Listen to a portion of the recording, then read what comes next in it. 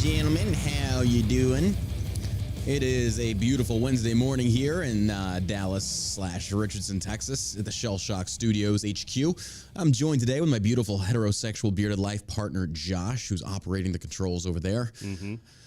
How are you doing this morning? Dude, I don't love fall as much as you do. That's because you're a miserable fuck. Oh, jeez, filled with head colds and runny noses. Well, it's not my fault you have a weak immune system. I'm telling you, man, I'm just... It's like the entire season I'm going like How does a it cold. feel to know that you like get raked over the coals from a leaf? Oh, God, I know. Relentless ragweed. You make it sound so horrible. Like, I don't know. To me, it seems like there's more shit in the summer. There's way more pollen in the air. There's way more stuff. Like in the fall, everything's dead. Like, what is there to be allergic to? It's all dead. It's dead and like going up my nostrils. I'm allergic to air is what it is. I can't eat. I'm lactose intolerant. I can't have that spicy milk either. I just protect myself with a big bubble. We're going to go to the fair today. I'm not looking forward to this. Girlfriend wants to go to the Texas State Fair, and I don't feel like dealing with this. We're going to go. Well, I read an article 2 days ago. Apparently, there was a rush of people, a mob of people that started running and simulating an active shooter. And it caused multiple groups of people to run. And then I saw that the article shared a TikTok video that showed it. And it showed parents like taking their children and covering them. And it's like, this is what our generation has turned into, or this is what our society has turned into. People are doing this shit for social media. They're doing this for TikTok fame and bullshit. Meanwhile, they're causing so much just anxiety, stress, God knows what else by simulating these stupid fucking things just to get a reaction. What's wrong with people? Just to get a reaction. And it's pathetic. This is what social media has created. So, you know, when she Has told she me... been to the fair before? Not since she was 7. I was like, oh, it's changed quite a lot. He's like, what do you mean? It's like, not exactly the greatest people out there. You get kind of, I don't know, let's just call them trash. Not the people that work there. I'm just talking people by and large that go out there and they're troublemakers. And you can't go in there armed either. You have to go through security. It'd be different if I was carrying. It's like, okay, well, at least I can defend myself. But now I'm in there and I'm completely unarmed and I'm at the mercy of a criminal who probably did sneak a gun in or whatever the case may be. And meanwhile, it's like, well, what am I supposed to rely upon? The cops? They're not there. Like that's like I told you this before the show. You were like, you'd feel more comfortable if there was more, if weapons were allowed in. Yeah. I agree. If you had cowboys walking around with open carry. Yeah. 6 shooters. Well, I wouldn't do open carry. I think anybody that open carries, they're an idiot. You're just an idiot. I don't know why you want to. Don't forget I said anything then. Open carry just puts a target on your back. All you're doing is just showing off your piece is all you're trying to do. Anyone that open carries, I'm sorry, you're a moron. I think that if you're going to be effective in combating a potential active shooter, the shooter, first and foremost, should not know that you're armed. Because if I was an active shooter and I'm going into a bank or whatever the case may be, and I see a dude with a pistol on his hip, that's the first motherfucker I'm taking out. So basically, you're carrying your firearm for no reason whatsoever. Yeah, and I think if somebody really wants to get a gun in... Oh, they're going to get in. Yeah, they're going to get a gun in. You're 100% right. Yeah. And that's the sad part about it. You know, But- and I think those corn dogs are extremely overrated. I think the turkey legs used to be good. Even at the Ren fairs, I've had the turkey legs, and it's way more gristle. It's just, I don't know. It feels like it's not as authentic as it used to be. Yeah. I'm hoping it changed. I'm going to go there with who am I kidding? No, I'm not. I'm going to go there with a bias already. Sucks. I've been to the fair like 2 years ago. I went and I was like, I'm never coming back to this shithole. Like, it's not worth it. Yeah. I mean, people don't, like, these parents don't control their kids. They're running around all over the place, just screaming high hell. And again, I know it's a fair. Yeah. I get that. I'm not trying, but I'm talking about kids that are like younger than teenagers that are unsupervised. Like anybody could snatch that kid up. And I'm just like, what the fuck? I know. It's nuts to me. And people are okay with this. And I'm sitting there like, this is a different age, man. We do not live in the same time frame that I grew up. And I was going to say that we grew up, and you're old. And so Son of a bitch. Josh was playing with the fellow Israelite children while they were on the 40-year pilgrimage. And Moses, come here and look at this. Okay, bro, seriously. It's been 40 years. What the hell? Oh, my God. Can you imagine that, though? As far as, like, being with Moses, and you're born after they've exited Egypt, and you grew up and you hit 40 years old wandering through the wilderness looking for the promised land, only to find out it was like literally right there. It's like, Moses, you are the worst land navigation guy. Moses had to be an officer. He had to be an officer. Maybe. So that's when Moses was a second lieutenant. What's going on over there? Josh was like, Moses, dude, what the hell? Like, seriously, bro, give me the map. Moses like, I've got it, Josh. Knock it off. I'm in charge. You leave me alone. And Josh's like, look, I'm just saying, about maybe 2 clicks back, we should have banged a hard left and it was right. Josh, I'm sorry. Did God appoint you? No, he appointed me. Now shut up. Gummy really kicked in fast, didn't it? No, not really. Full story there. Do you have like a favorite fair food or a fair experience from? I'm sorry. Everybody hypes up the fried stuff. It's not that good. The fried Twinkie is not that good. You know what I do love though? This was dick. A little bit of powdered sugar. A little bit. What's your favorite food? The funnel cakes. That'll give you. Yes, the funnel cakes are good. Those are always solid. Yeah, I will give you anything fucking fried, except the Twinkies aren't very good. The Oreos aren't very good. But yeah, the funnel cakes, I think they do hit that nail on the head. So, oh my God. What's up, Rumble? What's going on, YouTube? What's up, Facebook? How goes it to the social media world? We got an interesting little thing we're going to do today. We're going to take a little quiz. I want to start doing this with our viewers and myself and Josh, and we're going to make this a little educational show. But before we get into that, as you know, this show is sponsored by shellshockcbd.com. Had a comment last night on my Instagram at John Burke Official. Random follower was just kind of like, hey, I heard you on Tim Cast's podcast last night as the ad. It's like, you guys are growing. And it was like, that was really cool to see that. Yeah. It's really nice to see that, hey, we're getting our feelers out there. And hopefully the podcast is growing as well. People are sharing that with their friends and family. We really appreciate that. So, but again, check out shellshockcbd.com. We got the Halo gummies. We've got the Rack Out gummies. We got the Blueberry CBD oil. It just dropped. It's our Halloween special. It tastes amazing. It's a limited run. Get it while you can, because once Halloween is over, we're pulling this flavor. It's not coming back. We might do a re-release somewhere down. Actually, probably not. We're probably gonna do a whole different flavor next Halloween. Yeah. So it's a cool little collector's bottle. You can check it out. And don't forget, code Burke will save you 10%. You can check that out as well.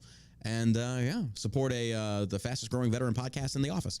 No, we do appreciate all the love and support. But anyway, so I was just thinking this morning, I was like, how familiar are we with the actual Constitution? How much do we and the viewers and the listeners actually know about the Constitution?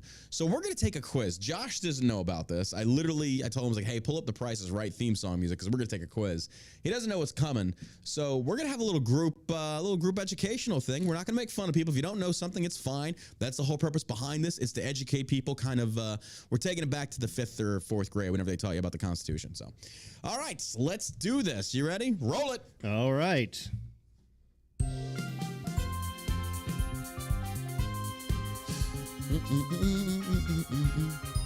What does he want? Come on down. You've got a lifetime supply of D's nuts. Okay. Oh my gosh. Here we go. All right. Okay, you can cut it. Jesus, I'm like giving you signals over here. I love that song. Like, all right, Josh. Okay. All right, here we go. This is coming to us from momsforamerica.us quiz/constitution. It says, at a loss or a constitutional boss, take the quiz and find out. All right, so question 1 is the preamble scramble. Oh, man. I hope we do good on this. All right, here we go. Ready? Yeah. Question 1. It all begins with the Constitution's preamble, which includes these famous words. A, among these are life, liberty, and the pursuit of happiness. B, in order to form a more perfect union. C, brought forth on this continent a new nation conceived in liberty. Or D, duh, all 3 are in the preamble. What are you going with? You go first. I'm going to go with D, all 3. You're really enjoying it. I missed the whole question. I was someone said Jeopardy theme song in the chat, and I was like, you know what? You're right, Aaron. I'm gonna go with all of the above. Chat, what are we saying? We got a B, we got a D, we got a D, a lot of D's nuts. A lot of D's nuts. All right, here we go. Where are the fucking answers? Get the answers. Oh, wait a minute. Come on. Give me the fucking answers. Yeah, everybody says D. Yeah, these nuts. Actually, I'm going with groupthink. Groupthink? D for me. All right. No, that didn't sound good. Oh, you actually have to fill the quiz out as you go. Okay, we're going to get there, folks. We're going to get there. All right, we're going with D, all these above. All right, you can cancel the music now. Jesus. Jeez. All right, question 2. Y'all better know this. What are the 3 branches of government? A, executive, administrative, and judicial. B, legislative, legal, executive. C, judges, organizational, executive. Or D, judicial, legislative, and executive. Which one are we going with? Last one. You going with D? Yeah. I'm going to go with D as well. Judicial, legislative, executive. We'll see what the chat is going to say. Actually, it's just two. Oh, yeah, everybody's saying D. Everybody's saying D. D's nuts. It's awesome. Everybody come to Rumble. Come on over to Rumble. All right, we're going to go with D. All right. Question 3. This is true or false. So this is easy. You got a 50-50 shot. Because the First Amendment, you can worship as you wish so long as your religious activity doesn't offend those who freely chosen not to believe. True or false? Read it again. Because of the First Amendment, you can worship as you wish so long as your religious activity doesn't offend those who have freely chosen not to believe. I don't know. To offend? I'm going false. Yeah. You can worship whatever you want, even if it offends other people. Yeah. We're going false. B on that one. All right. So question 4. Delegates at the 1787 Constitutional Convention gave it a unanimous thumbs up. Oh, Jesus. I don't know. I don't know that one. Delegates at the 1787 Constitutional Convention gave it a unanimous thumbs up. I'll go true. I'm going to say no. I'm going to say false because nobody can agree fully on anything. There had to be some pissed off person. Well, it's not written the way I want it written. I'm going to go. What do we say? Are we saying true or false? I'm going to go true. All right, we'll go true. We're going to go true. Mark number 4. That's the one we disagreed on. That's so okay. we'll say. Yeah, I'll say. I'm saying false. All right. It's like false is filling up the chat. I might. We only got 10 questions. Thank God. Okay. The first 10 amendments were written by A, James Madison, B, Thomas Jefferson, C, John Adams, or D, the president. Well, we can rule D out. Mm-hmm. James Madison, Thomas Jefferson, or John Adams. The first 10 amendments. James Madison, Thomas Jefferson, or John Adams. Who are you going with? I'm kind of thinking Adams. I'm going to go with Adams as well. I should know this. I should know this. It wasn't James Madison. It was between, I think, because Adams was before Jefferson. Right? Yeah, wasn't John Adams president before Jefferson? Hobo Chili says Jewish people. Hobo Chili. Easy, Kanye. Calm down. I'm going John Adams. I'm going to go J.A. Okay. All right. Are we agreeing on that one? Yeah. Okay, so we're going to go C for 5. Let me mark that one. John Adams. Probably getting that one wrong, but whatever. All right. The first 10 are referred to as Articles of Confederation, Articulorum Momenti, the Bill of Rights, Articles of Inalienable Rights. The first 10. Okay, so we're talking about the amendments. Okay, the first 10 amendments are the Articles of Confederation, Articulorum Momenti, the Bill of Rights, or Articles of Inalienable Rights. I'm sorry. A, Articles of Confederation. B, Articulorum Momenti. C, the Bill of Rights. Or D, Articles of Inalienable Rights. I'm going with C, Bill of Rights. I don't know. That second one sounded like something from Harry Potter. You going with B? No. What do you want to go with? A, Articles of Confederation. I think I'm going to go with Articles of Confederation. That's not it. I can tell you that right now. That's not it. C. I'm going to go with C. All right, we're going with Bill of Rights. The separation of church and state. I have not pre-read these questions, by the way. I've not looked over this quiz. So here we go. The separation of church and state shields churches from government overreach and protects the independent function of government and is found in which often quoted amendment? A, Amendment 3. B, Amendment 17. C, not an amendment. It's in Article 6. And D, are you kidding me with this question? I'm pretty sure we can rule out D. I'm going to go with C. It's not in the amendment. It's in Article 6 because I don't ever remember reading that because it's a common argument point that people say there is literally nothing in there that says anything about the separation of church and state, even though Thomas Jefferson was in favor of it. I'm going to go with Article 6, but I have to look up Article 6. I'm saying C. What do you think? I'm going to go D. You're going to go D? Are you kidding me with this? Yeah. wait. All right, we're going with C. Mark 7. C, okay. 7's the one. Are you kidding me with this question? That's Actually, wait. Hold on. Yeah, I'm going to go with Article 6. All right, number 8. If both the president and vice president are unable to continue to serve, who is next in line to become president? Isn't that the Speaker of the House? Yeah. Yeah, Speaker of the House, C. Oh, fuck. Sorry, I shouldn't have given that. My bad. What is it? C? It's C is Speaker. Okay, so the options are A, Chief of Staff, B, Ranking Senator from the opposition party, C, Speaker of the House, or D, Chairman of the Joint Chiefs of Staff. We're both saying C. Yeah. Which of these is not an expressed power of the federal government? Coin money. A is coin money. B, provide K through 12 education. C, declare war. Or D, establish post office. Okay, well, they control the Fed, so coin money's out. Provide K through 12 education. That's federal. B. That's 8% of the federal budget. And then C, declare war. It's not an express power of the federal government. Well, Congress declares war. You're going to provide K through 12 education? I think so. D is established. Yeah, because post office is federal. Declare war is Congress. Coin money is the Fed. Provide K through 12 education. That's not federal? I know it's state. No, you're right. It is state. It's state level and it's federally funded as well, though. Because it's the 8% of the federal. Yeah, 8% of the federal budget goes toward. Well, I don't know if it's state, but it does go towards education. Okay. So we're both in agreements on B? Yeah. Okay. All right, and 10, the final question. The constitutional strategy to prevent one branch of government from becoming too powerful is called A, freedom of the press, B, rule of law, or C, checks and balances, and D, limited designated power. Once again, the constitutional strategy to prevent one branch of government from becoming too powerful is called A, freedom of the press, B, rule of law, C, checks and balances, or D, limited designated power. I'm going C. I'm going C. Checks and balances. Checks and balances. Although D does sound close. All right, so let's get the answers. Let's click on this one, and here we go. Away we go. All right. To get your answers, just fill out this questionnaire. Yeah, pretty much. Yeah. Here we go. There's a problem with your submission. What the fuck? No, it wants me to answer all the fucking... Okay, it wants me to put my shit in there. Yeah, I told you. All right. Name, Mike, crotch, email, dsnuts@yahoo.com. All right, let's click that in there. Let's see what it does. It better not email me the results. I think it's going to email you the results. It's probably going to email me the results. I'm going to be pissed.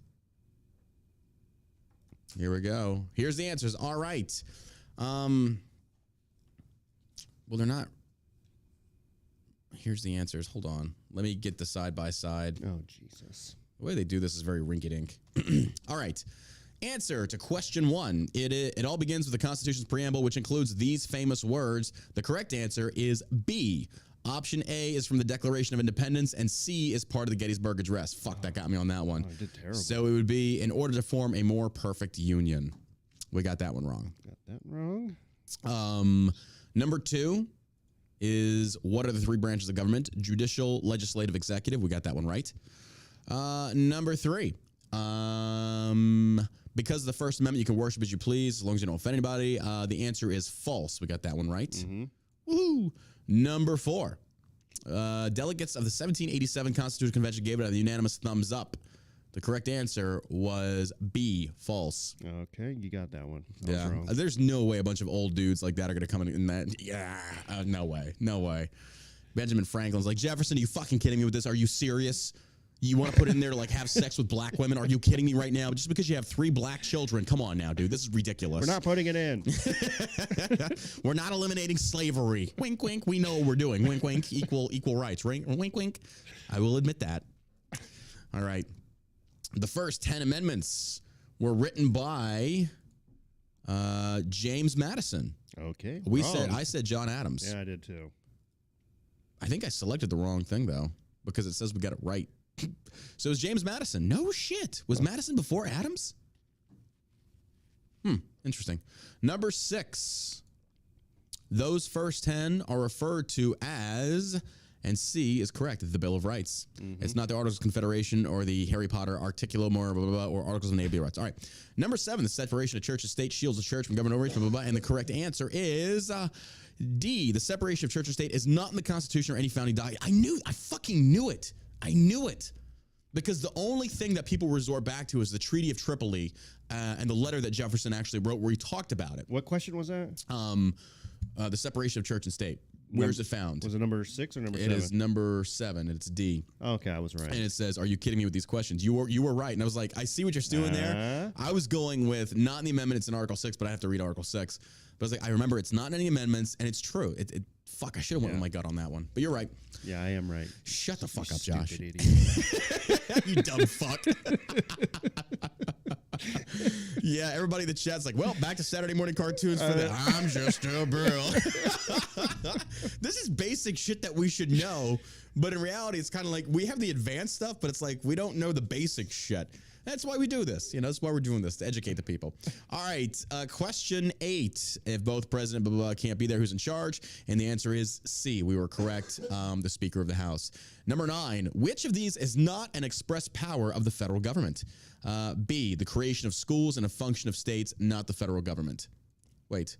Yes, so we were right. Provide K-12 education. We got that one right. And then 10. The constitutional strategy to prevent one branch of government becoming too powered is called C. Checks and balances. Yeah. So we got like 2 wrong? Yeah. 2 wrong. That ain't bad. 2 out of 10. We got like an 80? We got an 80. That's passing. It's passing. It's enough to host your own podcast over politics. The chat did point out that you spelled Nevada wrong at the oh, I did? In the title here. Nevada. Oh, I did. Yeah, my bad. I'll fix that. Nevada. So there you have it. What do y'all think? You want to do more of these in the future? I think we should do more of these. We just learned that James Madison wrote the first 10 amendments. Respect. Did not know that. Interesting. I always thought he was gay. Me too. I mean, whatever. Guy, he writes a mean bill. This guy knows what he's doing. He knows his way around the bill. So that's interesting. I like the fact that we did that. That's pretty cool. That's pretty cool. So there you have it. That is your first official Savage quiz. And yeah, we took that together. That was a lot of fun. I feel like we learned a lot. We went on a journey together, and now we're all better for it. Grew a little bit. Definitely. Yeah, people are saying definitely do these again. Hell yeah, remind me daily how much crap I forgot from school. I agree. Overwhelming support in the chat. Overwhelming support on Rumble. I should say when my kid comes home with Common Core math, I'm like, fuck. Laura, get in here. It's the truth, though, because we forget this. Like, I'm sorry. Look, I'll be honest with you. I still, to this day, have not used algebra. I haven't used it. I know. Didn't use it in the Army. We haven't used it in business. You call Karen. I'm like, hey. I mean, that's what we pay our accountant for. We don't deal with this shit. Oh my God. Where's my abacus? Oh my God. Well, let's get into the news, folks. And if you enjoyed that quiz, make sure you subscribe over here on Rumble. We appreciate you being here and growing the podcast together. All right, exclusive. RNC passes record milestone before midterms. 78 million voter contacts, 1 million volunteers. Republican National Committee, the RNC, which first shared the information with Breitbart News, surpassed 2 massive milestones over the weekend, with 3 weeks left before the midterm election. Over the past weekend, the RNC passed 2 record milestones with over 78 million voter contacts made cycle to date and over 1 million engaged volunteers. During the 28 midterm election cycle, the committee could only make 78 million voter contacts through the entire cycle. However, since then, the RNC has successfully made multi-million-dollar investments into its data-driven ground game, which helped them surpass the 2018 mark with 3 weeks left before the election. RNC chairwoman Ronna McDaniel told Breitbart News that she is proud of the work we've done at the RNC to provide the necessary resources and investments to carry our candidate across the finish line in just 3 short weeks. It's a fucking shame that everything revolves around money and the political cycles and stuff. It's how much money are you raising? And yet we sit here and, Democrats whine and large by like, oh, why can't Elon donate money for like world hunger and shit? It's like, why don't you donate your money towards these political people towards world hunger? Like, think about it. I mean, that's just in general. Like, it's ridiculous, but I get it. I mean, because you have to have money to put the signs out there. You got to create the bill or the freaking handouts, the flyers. Sure. Otherwise, how else? I mean, I'm sure there's been a lot of people putting money through Facebook as well as getting ad exposure. Yeah. I personally wouldn't. Like, fuck those motherfuckers, but yeah. That's interesting to say. All right. Justin Trudeau, Cuck of the North, says something really interesting, which is embraced by a lot of leftists out there, and he's actually right here. Well, not right, but he's confirming what most leftists, I think, are actually pushing for, to include the Bidens. Justin Trudeau says Ukraine war absolutely accelerating the end of fossil fuels. It's never going to happen. We're always going to have fossil fuels. It's never going to happen. To go full electric, that's impossible. It's impossible. The generators, I mean, come on. I know. How did Tesla do it? The guy, Nikola Tesla, not Tesla, the car factory. He had the generators. He had Right. generators that actually powered the electricity. That's how we learned how to do that. Yeah. As far as like him going full electric, I don't think he ever did. Really? No, I don't think so. I have to look into that. There has to be something that generates the electricity. Right. You can't just get the solar. I mean, I don't know. To me, then again, I'm not an electrician. Let me backtrack on that. I do know that, for example, with solar and everything else, like it gets converted into electricity, but to keep the power itself on requires fossil fuel. There it is. Yeah, fossil Really? fuel. Yeah, option D. I don't know. Fossil I'm fuels. going to look into it a little bit more. I think it's interesting. Trudeau asserted that Europe's heavy reliance on Russian oil and natural gas clearly endangered the continent and positioned countries like Canada with its own abundant natural resources to usurp the dominance that tyrannies like Russia and China have taken in both fossil fuels and industries such as the rare earth metals used for many of the products necessary for a green economy. Some people said hamsters. Hamsters generate the power. Hamsters. What if we had that? What if we just had a bunch of hamsters running on wheels with like things of hamsters don't eat you? Okay, real quick. This is going to sound really stupid, but I don't care. Where do hamsters come from originally? Does anybody know? Because somebody asked me where ferrets come from, and I was like, I don't know. The pet store? Yeah, I was about to say, well, I got mine from fucking Petco or whatever. It's like I don't know where do hamsters originally come from? I imagine it's a woodland environment. Ferrets, I would imagine it's the same. I don't know. It's a good question. I've never thought The thought rat about family? that. Yeah, I mean, I've never thought about that. And clearly nobody in chat knows because nobody's answering. They said space. Two people said space. Hamsters are rodents belonging to the subfamily. Contains 19 species, classified in 7 genre. Where'd they come from, though? Richard Gere's butt. I don't know. I think you said that in the chat, Richard Gere. See, everybody I know knows. they That's what have them Richard in the Gere's. wild. I'm talking about where they came from originally. Like, where He pooped them out. Oh my God, this is why we can't ask questions on the show. We just want a serious answer so we can learn. We're in a learning mood today. My God. Anyway, Russia first invaded Ukraine in 2014, a year before Trudeau became prime minister, and colonized its Crimean Peninsula. The world reacted to the first 8 years of war in Ukraine with marked apathy before this February, when Russian Vladimir Putin announced a special operations to liberate the entire country from Nazism. Ukrainian President Volodymyr Zelensky, who is Jewish, has vehemently denied that he and his government, once derided as pro-Russian, was Nazi, and regularly urges the world to fund and arm Kiev. And yet many of his, so they have the Azov battalion. You've got his leaders that are literally wearing swastikas on their bracelets. Yes, 100%. 100%. There is Nazism within Ukraine. Mm-hmm. There is Nazism there. There's no denying that. None. You can't. The photos are out there. And I'm not seeing any minorities over there But either. they're the good kind. But they're the good kind of Nazis. Like, what is the good kind of Nazis? They're fighting the Russians, so they're the good Nazis. Oh, my God. I mean, it's true. We'll take you. It's like they got a rebirth of World War II. The Nazis going after the Russians. Like, America this time should be like, you know what? Easy, guys. Let's just let them deal with this shit because, Patton, a lot of people didn't know this. After World War II, Patton didn't want to stop. He wanted to go take out fucking Stalin. Really? He's like, let's go after the Russians now. They're weak. Let's hit them.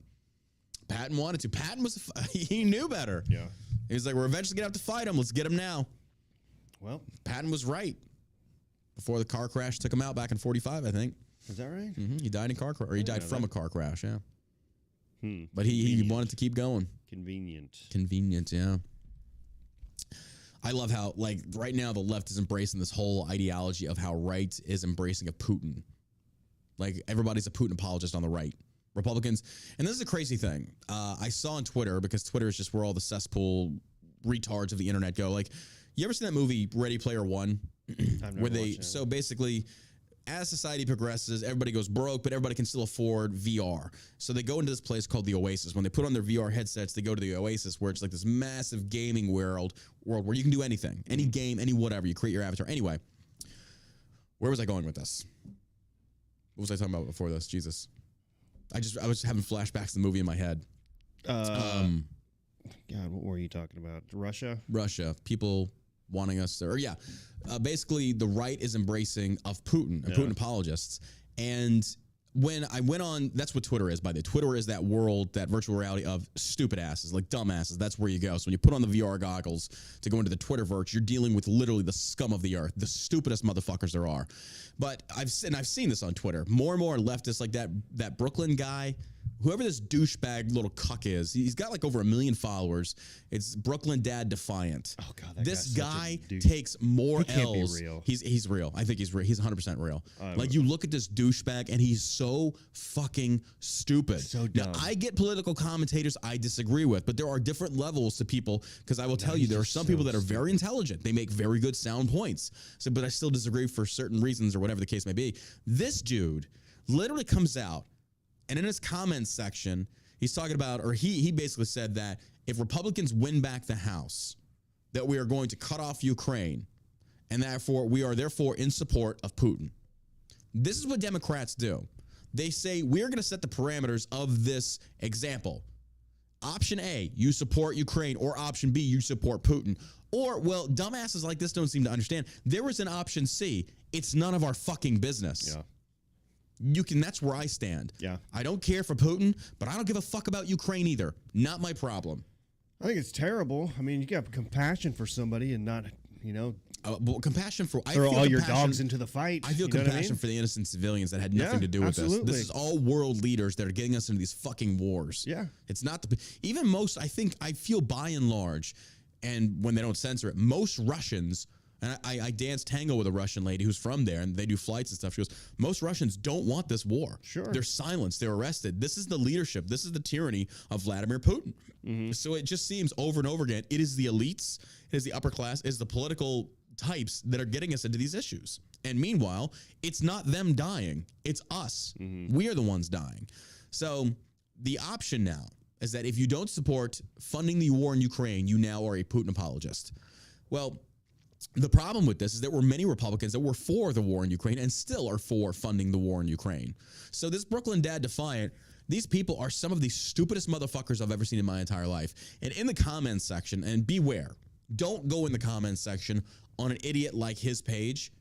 You're going to go down this rabbit hole of just utter retardation. The stupidest takes you've ever heard in your entire life. You're like, who the fuck ties your shoes? I know. Like, seriously, how are you even breathing right now? You have to be wearing a set of headphones that tell you, breathe in, breathe out. Like, you are literally the dumbest people on this fucking planet. Like, if we'd been back in the olden age, someone would have made slaves out of you. You're that stupid. You're worthless. You have no way to think you'd be somebody's slaves. That's the truth. And wait till I tell you what he says. Not the Brooklyn Dad Defiant, although it's close. This guy in the comments, it struck me so funny. It's like, there's no way this guy actually believes this. He said, Republicans are against abortion. Therefore, they're in favor of rape and incest. They support rape and incest. Like, we got him. That you didn't score the point I think you thought you scored. Like, bro, are you fucking retarded? Johnson, you're brilliant. It's like some of the stupidest motherfuckers I have ever seen. You read these comments, it's like who? How is Darwinism not taking you out? Like, that is the stupidest take. I'm sorry. People like you should not be allowed on the internet because your takes are so. Even fellow Democrats, can be like, wait, bro, come on. Who let this idiot out here? I think it's a lot of people from Fiverr, because you could go on Fiverr and hire just legions of people to go into the chat room. Oh, you can? Yeah. On Fiverr? Yeah. I thought Fiverr was for graphics and stuff. You get anything. You could Stop. Remember when PewDiePie? Yeah, he got the black dudes to hold up the anti-Semitic or drop the N-word or whatever. Yeah, whatever it was. I can't remember. But yeah, just to see if he could do it. He did that through Fiverr?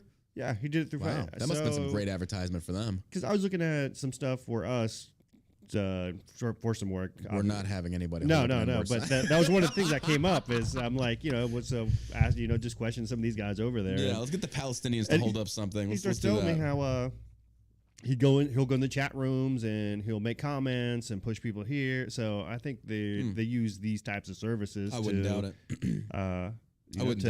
Inflate their numbers. Well, I mean, Elon even said it's suspected upwards of 20% are bot users. Yeah. So that would be so you have like because they're over in Turkey, Yeah. like the Middle East, Yeah. a lot of those countries, some Asian countries. So these people. Oh, there's a massive psyop going on. That's for yeah. sure. They So create this perception that there are Right. way more people on the left than we think. It's like, no, It's you're not. losing a lot of support because the insanity of your party. It's essentially you're demonizing yourselves, and more people are jumping from the sinking ship, saying this has just gone beyond the realm of common sense. Like this is too much. So I would almost guarantee that's what happens here on Twitter. That they yeah, use I those types agree. of I agree. services Yeah. where they go out and they farm it out and I they agree. get these people to come in, leave comments, leave the comments that they give them to put in there. And I Yeah. mean, he's like, we'll screenshot it, I'll send it back to you so you know that. I'm like, okay, well that doesn't sound very. what happened now? When I was talking to you were okay. one of the guys on Fiverr about, I just kind of came. I was like, oh, that's kind of interesting. So, but that's what I think happens. What were you gonna hire him to do for us? I was looking for digital marketing stuff. Oh, okay. For like graphic stuff. Yeah, And that's what I've used him for. right. That and Shutterstock. Yeah. So. So it's, Little it's a pro good tip for you service. guys. There's Like a lot of stuff. Fiverr, it's very affordable. Yeah. Like I found people to do our graphics for like, or not ours, but like graphics that I've done in the past for like 25, 30, 50 bucks. Yeah. They'll create a logo and very good. And they'll give you all the vectored files as well. Definitely worth it. So if you're a small business owner or Yeah. whatever, and you're looking for custom graphics, Fiverr, and we're not sponsored by them. Yeah, we're not But sponsored and then by them. Shutterstock for like $10 a month, you get access to like 20 free images. I use that for tavern tankards because when a lot of people are starting out, they don't really have access to graphic designers, things such as that. So they got to do it themselves. That's a very easy way to do it. It's Yeah. the easiest way I did it. Now, of course, eventually you do want to hire a graphic designer to give you the custom stuff you need, not the generic stuff. But in the meantime, when you're first starting out, use the generic if you can afford it. Yeah, some of these guys are really good. I oh, mean, yeah, they're they're just trying incredible. A to lot of build their talent. portfolio. Yeah, So, a lot of talent. Web service stuff. Oh yeah, a lot of stuff. But I didn't know yeah. they offered all those services. I thought it was just Yeah, you primarily keep graphics and stuff. digging deep into what kind of services they offer. It's like, damn. Can they rig an election? Seriously, that's probably. Can you make ballots? Can you make ballots? Well, speaking of that, I posted it today on Instagram. California's Riverside County mails 5,000 duplicate ballots the registrar promises won't count. Wink, wink. Oh, well, there we go. Okay. I thought mine was better, but whatever. Okay, we'll go with that one. The registrar of Riverside County, California, announced Monday that 5,000 duplicate ballots had been sent by mail, but that none of them would count if voters tried to vote twice. And you wonder why people accuse you of stolen elections and rigged elections. It's things just like this. Just like this. Because, folks, let's not even pretend that if the GOP or a GOP, a right-leaning county announced a mistake like this, you really think Democrats would not jump all over this and say, oh, they're cheating? Come on. Yeah. Be fair. Of course, asking a liberal to be fair is like fucking asking a zebra to be unstriped. What would Stacey Abrams do? Deny the fact that she said that the election was stolen. It's like, I didn't say that. I didn't say that at all. It's like there's literally video of you doing. I didn't say that at all. I didn't say that. What are you talking about? Give me a Twinkie. I don't know if that she does. That's not what she sounds like remotely, but that's just my Stacey Abrams. Approximately 5,000 duplicate ballots were erroneously mailed to some voters in Riverside County. A computer system error mistakenly generated. Okay, wait. A computer system error? No. Computer system error does not happen unless it's a user issue, a user error. That computer's not going to do anything on its own. You have to tell it to do something. Somebody fucked up on that one. Don't blame the computer. It's funny. Like, Democrats are big on this. Don't blame the user. Blame the gun. Don't blame the operator, blame the computer. Get the fuck out of here with this. As long as we can shift responsibility onto something else entirely that doesn't have a human entity, we can blame that because they're not, who cares? That's what Democrats do. Mm-hmm. Have you not noticed that? I'm sure you have. Because our listening audience are very intelligent people. We have very intelligent to this people. quiz, they are. According to this quiz, yeah, we did pretty good. We did pretty good. About 80%. 8 out of 10. That ain't bad. And to be fair, again, who wrote the first 10 amendments? I did not know that. Interesting stuff. Don't worry, we will fix the title of. I'll fix Nevada. Chill out. All right, everybody. Chill out. I'll fix the title. It's important to note that none of the duplicate ballots will result in a voter being able to cast more than one ballot, said Registrar of Voters Rebecca Spencer. I take election integrity seriously and apologize for the inconvenience. I'm sorry. Listening to bullshit makes me tired. I just want to go to sleep when I hear people lying like that. It's not going to count what? Yeah, bullshit. Bullshit. Each vote by mail envelope has a barcode. When the barcode is scanned and is accepted at the registrar of vote, it doesn't even matter. I don't care how the process works. You will rig it. You will rig it. Stop. Stop playing. Girl, why you playing? Why you playing, girl? Girl, you don't even wanna- Get the fuck out of here. Come on now. The fuck out of here. Well, the Nord Stream detonation that occurred, apparently over 150 feet of Nord Stream pipeline gone as Denmark confirms explosion. And once again, Denmark is late to the party. It's like, no shit, that happened like 3 weeks ago. Around 100. Hey guys, Denmark here. We have determined it is an explosion. Okay. Yeah, we figured that out weeks ago. Do you guys want to catch up to speed? I mean, you're great at chocolate and all that stuff, but leave technology to other people. No, I'm fine. I'm playing. If there's any Denmarkian people out there that listen to the show, which is highly unlikely, but Love if they the do, Dutch. love the Dutch. Your wooden shoes are fucking great. Love the wooden shoes. The Dutch oven's hilarious. The Dutch oven is great. Glad you invented that. The Dutch rudder, the same thing. It's just incredible. Dutch have contributed so much to culture. God bless you. You make amazing watches. Oh, no, wait, that's the Swiss. Them and the hot chocolate, but we'll go with that. I'm only kidding. I was only kidding, man. What you playing? I just play, man. I just play. Don't get mad. John Burke Uncensored. No, I'm really excited to go. We're spending Christmas in Europe, and I love to be able to say that. I love being able to do that. Oh, we're spending Christmas in Europe. Yeah. No, I'm taking with the Tango crew and I and some other people are going to Dubai for Thanksgiving, and then a few of us are going to Europe, and we're gonna land in London. I have never been to London. I'm excited about that. I want to go tour, and I want to see Shakespeare's original theater. I did not know that was over there. I want to go see that, and I know you're looking at me like I'm homosexual, and that's fine. I love London, man. I've been I'm there talking about several times. Shakespeare. It's really cool. Like I saw your judgment eyes suddenly kick in when I said Shakespeare's like, oh God, this freaking gay that's boy. as soon as you walk in. I'm like, there he is. Oh, penis, my penis. Fair penis. How shall I describe thee? Wrinkled, veiny, and saggy. Here comes that rope sucker. Oh, my fuck me. But London's it's a great city, man. Yeah? Okay. I really like England. I'm hoping I don't get stabbed by a Muslim immigrant. Yeah, that would ruin it for sure. Ah, damn it. They have socialized medicine over there. And So. somebody throws acid on me. Can I just get shot like an American does? Come on. Using this fucking getting stabbed or acid thrown on me. I'll make sure the freaking girlfriend wears a hijab and Put this hijab on. Yeah. But anyway, we're gonna tour that. But I'm really excited about letting her try Glühwein. You ever had Glühwein? No, I haven't. Glühwein is a warm wine that you drink and it warms you. It's so good. I had it when I was stationed in Germany. A couple of us went up to France, and then we went snowboarding in Switzerland. And that was my first time trying Glühwein. And I remember it was slightly tart, really sweet, but you served it warm, and it's like the same effect of whiskey. It just warms you up inside. It's a really good wine. It's called Glühwein. So I'm excited to try that. And then we're going to go over to Scotland, tour some of the castles. I'm going to link back up with Irish Rob. Okay. If you don't remember Irish Rob, the last time I went to Ireland, he was our tour guide. Fucking funny dude. Amazingly funny guy. Irish Rob's going to meet us in Scotland. We're going to go drink. He's going to show us some of the castles. And then we're going to spend New Year's in Paris. That's going to be amazing. I'm going to go, and I know this sounds really gay, but I don't fucking care. The girlfriend and I are going to take a professional photo in a tango pose in front of the Eiffel Tower. And we're going to have that framed and hung in the house. I want that. Okay. I want to be able to do a romantic tango pose in front of the Eiffel Tower. Good for you. And then have another buddy of mine, Eiffel Tower, my girlfriend, with me. No, I'm kidding. I'm kidding. I'm only kidding. I'm not playing. She doesn't listen to podcasts, so we're good. Oh, my gosh. No, I'm excited to do that. She's never been to Europe. I have not been to France, Paris specifically, since I was 17.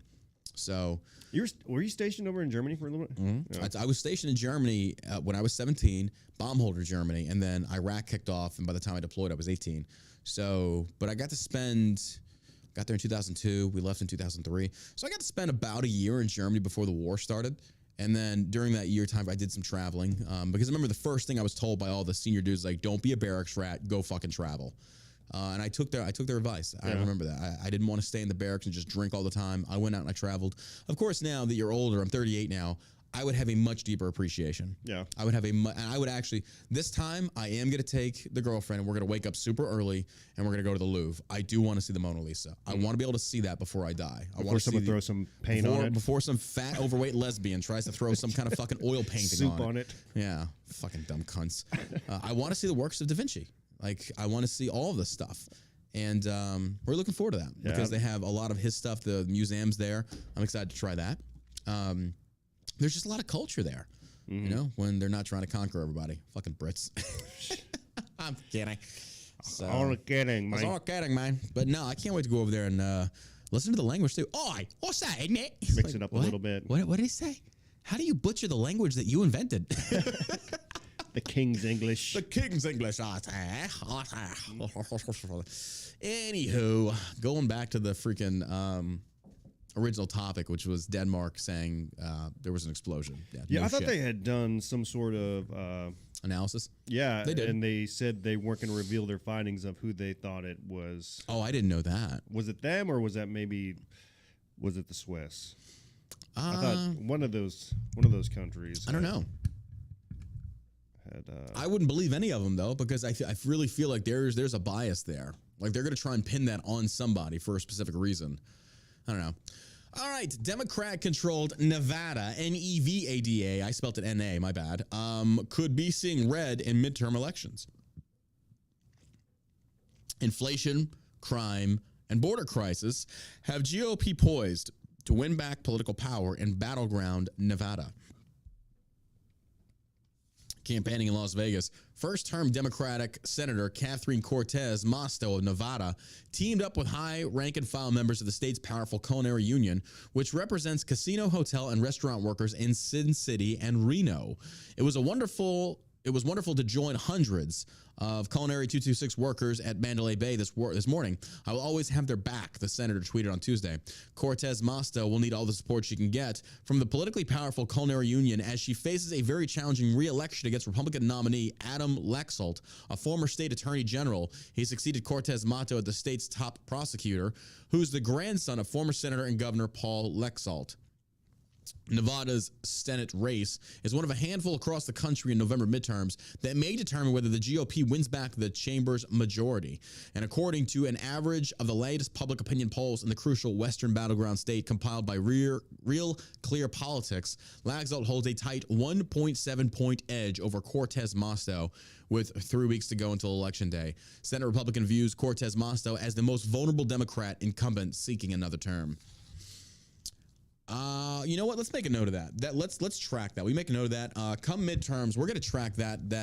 We're already tracking Oz and Fetterman. Of course, everybody's tracking that one. But I want to pay special attention to a lot of these close races that we could easily see blue turn red. So we're going to track. That one's going to be between. Excuse me, one more time. That's going to be between Laxalt, Laxalt, and Masto, Masto, Nevada.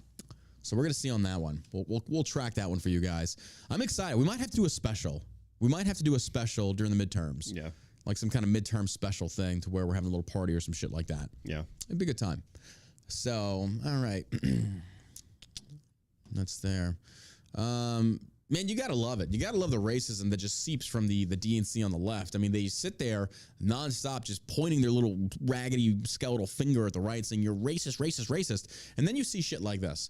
Ohio newspaper accused of racism for political cartoon mocking J.D. Vance and his Native American wife, or excuse me, his Indian American wife. Cleveland's The Plain Dealer recently endorsed Tim Ryan for state. An Ohio newspaper is facing backlash for a political cartoon. Let's put that in different context. They're facing backlash from Republicans. Mm-hmm. Democrats aren't going to say a fucking word. No. Democrats will never condemn racism when it comes from their own. They won't, because in their minds they feel if it's towards racist Republicans, then it's deserved. That's that's just racism is racism is racism. You're just being a racist then. Like Herschel Walker being called a house Uncle Tom, yeah, house N-word, yeah. Oh, yeah.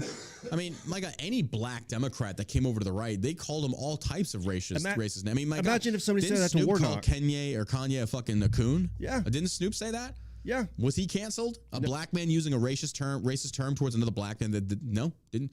Am I wrong? Didn't Snoop say that? Yeah, he did. He did. He called Kanye a coon and fucking, there we go. Nothing happened. Yeah, he's got, I mean. It's just funny. The fact that that guy's still around with as much shit as he's done and said is just hypocritical at the very least. I think he's a fucking moron. The Plain Dealer, Cleveland's major newspaper, published a cartoon last week depicting Democratic candidate Tim Ryan in the uniform of the Cleveland Guardians, formerly the Cleveland Indians, while Vance appears in a San Francisco Giants uniform with a, quote, bubble. And it says, "Only Indians name change I support is my wife's to Senator J.D. Vance's spouse." Vance exclaimed in the cartoon on Wednesday. I'll let you guys look at the cartoon. There it is right there. Here is the link to said cartoon. I will share this in the chat so you can go see for yourself. Let's post this. There's that link there. That's a long ass fucking link. And there's a link from our YouTube fan before we get banned. There's a link there. You go check out the cartoon for yourself so you guys can see it. There we go. I didn't even know they changed their names from the Cleveland Indians. Oh yeah, you know what they do. They all do that. Anything with anything Redskin or anything like that, they're jumping on this bandwagon. We got to change it. It's racist. Like, okay, whatever. How is Indians racist? That's the funny part. That's the funny part. See, even Redskins, because Redskins was they're sitting there conflating Native Americans with Indians. They're making a very. This is a stupid joke. Is this joke racist? I mean, let's be honest. Is this really a racist joke? You're pretending one race is another, but there's nothing in there that's assuming one race is better than the other. I'm sorry. I don't really view this as racist. I just don't. I mean, if I'm wrong on this, anybody can feel free to correct me in the comments and explain to me how it's racist. Only Indian's name change I support is my wife's to Senator J.D. Vance's spouse. So they're just basically saying, I think it's more the hypocrisy of if someone on the right would have done something similar. Yeah, absolutely. Then it would be absolutely, oh my God, look how racist these guys are. He just if the right called this guy's wife an Indian. Yeah. You know what I mean? I don't understand. Like, what do you get from this? Like, I don't like. I get the point they're trying to make is that he is clinging to a racist name. Well, they view it as racist, but instead they're basically trying to say that the only name change I get that he's trying. I get the point he's trying to make. I don't see the racism in it. I just think because I feel it's like a stupid cartoon because it doesn't make any sense. No, it makes sense. I don't think it makes sense. It's a stupid fucking point. The only name change I support is my wife's. Yeah. So basically, he didn't want the Indians to change their name. But the only Indian he does support changing their name is his wife to his name. I don't know. Did he come out in support of a name change or not changing the name? I don't. I would imagine that's why they made the cartoon. At this point? Oh yeah. Well, I mean, again, that's the problem they're trying to create. You get Washington Redskins changed their name to something. The Washington football team or some shit like that. It was stupid. Oh my god. The Washington Klansmen. It was fucking. Is that better? The Washington Klansmen. Yeah. I would watch that just to see the audience reactions in the stands. I was like, their helmets look like pointed hoods. Exactly. And now taking the field are the Washington Klansmen. You're like, oh my god, like this is gonna be interesting to see. All right. Didn't see that coming. God. But yeah, that's funny. I didn't even know they changed. I mean, do you see the racism in that? Because I don't see it. Not really, but I do see the hypocrisy to where. Oh yeah. Oh for sure. For sure. We can say it because we can say you're racist. Already. I have Indian friends. I can say that. Yeah, I've got Indian friends. Oh my gosh. Oh my god. All right. Well, I don't get the racism in that. I see the stupidity of it, but even still.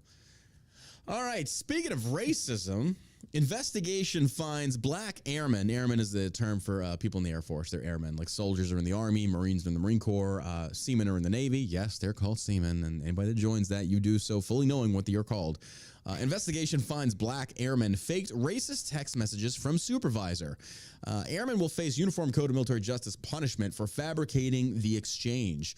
A U.S. Air Force investigation found that a black airman in Arizona faked a racist text from a supervisor to claim skin color played a role in the service member being denied a special duty assignment, and he will now face Uniform Code of Military Justice punishment. Well, technically, his skin color did get him a special assignment. You're going to fucking jail, bro. Well, not jail, but The 56th Fighter Wing has concluded its investigation into reports that an airman was denied a special duty assignment by their supervisor based on their demographic identity.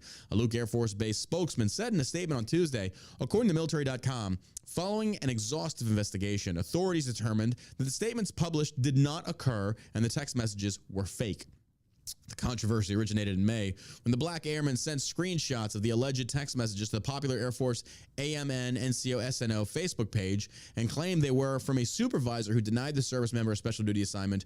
The post quickly went viral, leading to the investigation. That's why I warned a lot of these meme pages. The stuff that you publish from these Joes, these accusations, you've got to be very careful, because I'm telling you this right now. Joe will tell the truth, but Joe also loves to bitch. Sometimes Joe's bitching about things that just are like, oh, we got to stay late. Look, that sucks. That's just the name of the game. But when they bitch about mold in their barracks, you have justification, and so in your bitching. I get that. But some of these pages, they'll take these people at their word, at face value. When people send me stuff, it's like, no, you got to prove this. I'm sorry, you got to prove it. Because if I sit there and I stick my neck out for you, that doesn't make me a very good investigative journalist. If I'm just taking you at your word, where's the proof? So something like this, here's the thing. This happens. You want some real talk? Here's some fucking real talk. When I was a small group leader at the Fort Stewart Non-Commissioned Officers Academy, for what that is for people that don't know, it's basically when you become a sergeant in the Army, you get the 3 stripes, 3 chevrons.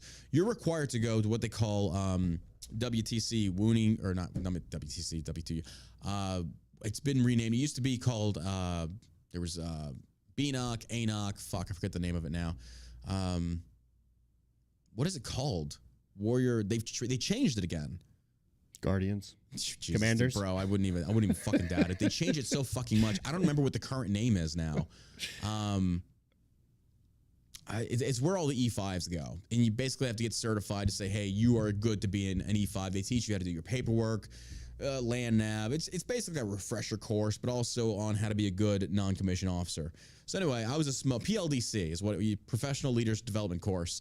And that's what it used to be called, but they changed it to Warrior Leader Course, WLC, but they changed it again, I think. When I was an instructor there, it was WLC, Warrior Leader Course, and it was the stupidest fucking thing I've ever. It needs to be a gentleman's course, but instead you treat them like privates again, which doesn't make sense. Anyway, in Warrior Leader Course, each cadre member has a platoon assigned to them. So platoon's about 40 people. And there's 2 cadre, or usually 3 or 4 cadre per platoon, and you split the class. There's 20 on this side, 20 on this side. And each instructor is responsible for teaching them the course material. I will tell you and by the way, your tests that you take are on Scantron. They're multiple choice. They're not write-in. So it's either you got a hard right or a hard wrong. I got accused twice by 2 females for grading them unfairly. Because at the end of the course, I think it's the top 10 or top 20%, I think it's top 10%, make Commandant's list, meaning you scored the highest, and it's an honor. Like you graduated, you're the smartest potato in the fucking drawer, I guess. I don't know. It's not hard to do. I mean, I shouldn't say it's not hard. It's just that it factors in everything. And you know, I'm not trying to take away from it. It is an honor. It's a good thing to do. It's a good thing to strive to want to be.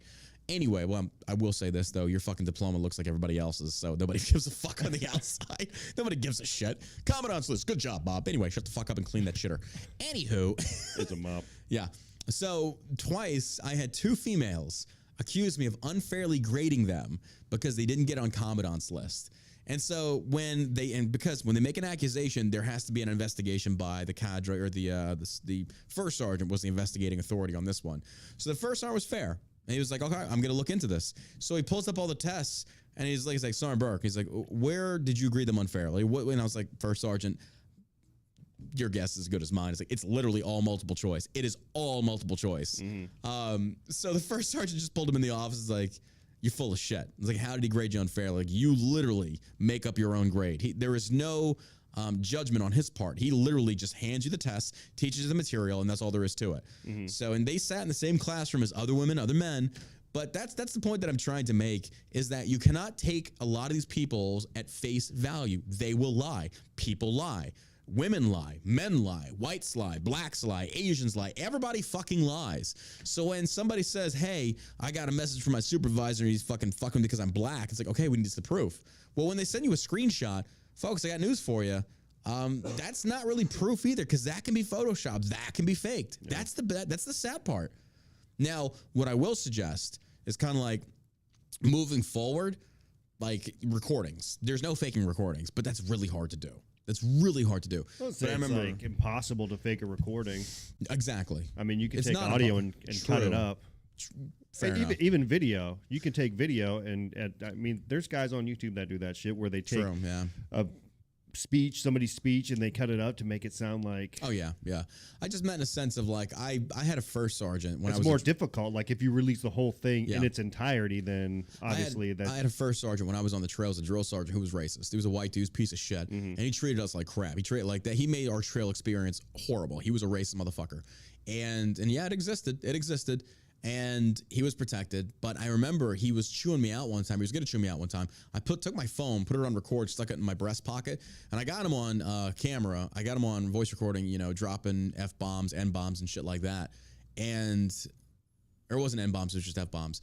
And I after the ass chewing, I saved it. It's like, because if this motherfucker ever comes after me, he's like, first one, I got you using homophobic language right here, which is inappropriate. And that would get his ass in a fucking sling. So I always save that, because if he ever wanted to come after me, it's like, I got some leverage on you, because this guy was a piece of shit. He was a piece of shit. But that's the kind of shit that happens, unfortunately. Racism does exist in the military. Let's not even play that it doesn't. And it's not just from white towards black. It's black towards white. It's black towards others. It's white towards others. Racism knows no ownership. Everybody has it. Everybody experiences it. But to sit there and condemn it as if like, oh, it's only extremists that are white, that's bullshit. Dude, I'm telling you, by and large, I experienced more racism from black people in the military than I did fellow white people. And I'm telling you this right now, my hand to God. I did not ever keep a quiet mouth when I saw white racism. Never did. It's like racism is racism is racism. It's bullshit. That's why I loved about being in the Army. Everybody was the same color. We all bleed red. That's it. Nobody gave a fuck. But the beautiful part about it is we'd fuck with each other. We would tell the most racist fucking jokes to each other. But I'm telling you, out when it fucking mattered, no man gets left behind. Nobody gets hung out to dry. Now, I wish it was the case in all scenarios and situations, but unfortunately it's not. There are places where actual racism does exist, and it needs to be combated. But yeah, the controversy originated in May when the black airmen sent screenshots of the alleged text messages to the popular Air Force and blah, blah, blah. Okay, we won't be sending your name up for redacted at the squadron. The screenshot of the text message read, according to the Air Force Times, you currently have a shaving waiver, which isn't a professional image, and I think the Air Force is looking for somebody of white complexion and with the image that the Air Force needs. That was apparently the text message, saying you currently have a shaving waiver, which isn't a, for those that don't know, a shaving waiver basically means that you don't have to shave, or you can grow your stubble out to a certain degree. Because I know, by and large, black people have the I forget what the actual name is for it, but they can't shave because it'll literally cut them up really bad. White people too, like if you have really bad acne, razor bumps. Well, that's the causation of it, but the actual bumps themselves, I forget what they're called. Because I remember in basic training before they started doing this, I remember seeing there's a lot of black dudes that would be really cut up and bloody because of that acne, and they forced them to shave. It's like, that's fucked up, because it also causes scarring. But then they changed that and they said, you know, if you do have this condition, you go to a medic and you get it checked out, you can get a shaving waiver. And, you know, it's justified. I mean, in my mind, it is justified, because if people do have you can't shave that. But that's what he means by a shaving waiver, and which isn't a professional image. And I think the Air Force is looking for somebody of white complexion and with the image that the Air Force needs. Come on. There's no way anybody could believe that. There's no way that a white fucking leader would ever text a black dude that. That's career suicide. But anyway, and this was fake. He faked this. This is the third job that has been held over my head due to my looks, and something that's based on personal preference, the airman responded. According to a task and purpose report, the airman who was, and this is the condition. This is the proof of black privilege. When a white person sees this, they want to jump all over this and say, no, this black person should not be persecuted. They should not experience racism. This is ridiculous. But if people talk about like a white person experiencing racism, they just kind of shrug it off. It's not a big deal. But when you see something like this, it's like, oh my God. Again, minority privilege. Yeah. It's a real thing. The airman who was accused of sending the racist message was identified as a white technical sergeant and the recipient as a black senior airman, both of whom served in the 56th Equipment Maintenance Squadron. The white technical sergeant was the senior airman's manager and in charge of planning and scheduling maintenance, the report said, but the investigation found the exchange was fabricated. This goes back to the whole believe all the whammons, believe all the rape victims. And I'm sorry. Now, look, I know this is a very slippery slope, especially when rape is concerned. But it's like, unless you can provide proof, I don't know what you want me to say. And then, I want to believe people. I want to believe that people are inherently good, but unfortunately, that's not the case. And it's people that are inherently bad that ruin it for the rest of everybody. Yeah. And it sucks that it's that way. Because there's been a lot of fake. Oh yeah, hate crimes. Oh my God, yeah. And it doesn't really seem like we're at any place where due process is going to be in the forefront, rather than just jumping to the conclusion that Jussie Smollett was, assaulted. Yeah. Well, everybody wants to virtue signal how good they are. Bubba Wallace, Bubba Wallace, all these hoaxes that America's so racist. You got to fake your own shit. Right. You got to fake your own hate crime. It's I don't know. I just don't see an end in sight to where, like, level head would come in and let due process take its course and be like, okay, let's investigate and see if it's real. Obviously they sent 15 FBI out to Bubba Wallace's garage to figure out that it was just a garage full. 15 fucking FBI agents were sent to a NASCAR fucking garage where they said, and here's the thing, when they reported the news, they had to have given an accurate description of, it was about 1 inch in diameter. Where did they just find a picture from like a year or two before that showed the exact same thing, that it had just been there? Yeah, they did. And it's kind of like this. All because a black NASCAR driver is like, I'm offended because this thing looks similar to a noose. Like, get the fuck out of here. That was just one of those things where he was looking for attention. He was looking to get in the news somehow. Yeah. And boy, did he get it. He had the entire fucking group of NASCAR retards out there. Pushing his car. We stand together. Like, this is a fucking hoax. I know. I'm surprised any NASCAR fans stuck around after that bullshit. Bro, I just remember, like, that was just... Like, what? Come on. Do you think one of the fans did it? I mean, who do they think did it? They snuck into the garage. If somebody did actually went in there... They tied a little 1-inch noose. Who would be... It would obviously be someone that worked there, right? Well, I mean, it makes sense to me. You got things you can put hooks through and you can yank it. I mean, it makes perfect fucking sense. The whole thing is just... It was dumb. It was just really, really fucking dumb. But again, they jumped all over it.